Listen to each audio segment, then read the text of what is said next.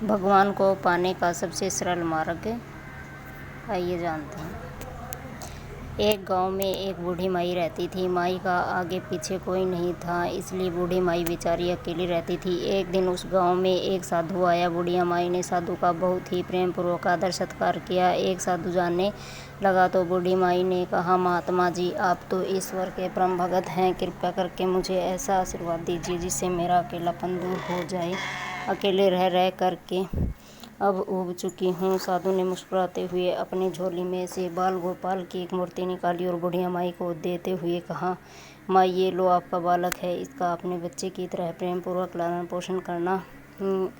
बुढ़िया माई बड़े लाड़ प्यार से ठाकुर जी का लालन पोषण करने लगी। एक दिन गांव के कुछ शरारती बच्चों ने देखा कि माई मूर्ति को अपने बच्चे की तरह लाड़ प्यार कर रही है। नटखटे बच्चों ने माई को से हंसी मजाक करने की सूझी। उन्होंने माई से कहा, अरे मैया सुन, आज गांव में जंगल में एक भेड़िया घुस आया है जो छोटे बच्चों को उठाकर ले जाता है और मार कर खा जाता है। तू अपने लाल का ख्याल रखना, कहीं भेड़िया इसे उठा कर ना ले जाए। बुढ़िया माई ने अपने बाल गोपाल को उसी समय कुटिया में विराजमान किया और स्वयं लाठी लेकर दरवाजे पर पहरा देने लगी।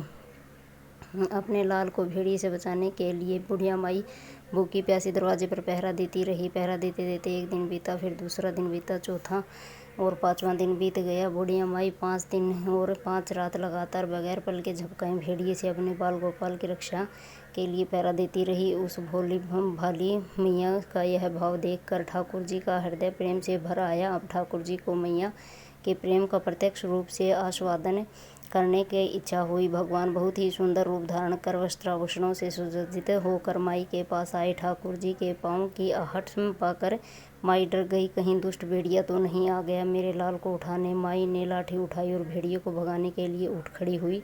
तब श्याम सुंदर ने कहा, मैया, मैं तेरा वही बालक हूँ जिसकी तुम रक्षा करती हो। माई ने कहा, क्या? चल हट, तेरे जैसे बहुत देखे हैं, तेरे जैसे सैकड़ों अपने लाल पर न्यौछावर कर दूँ। अब ऐसे मत कहियो, चल भाग जा यहाँ से।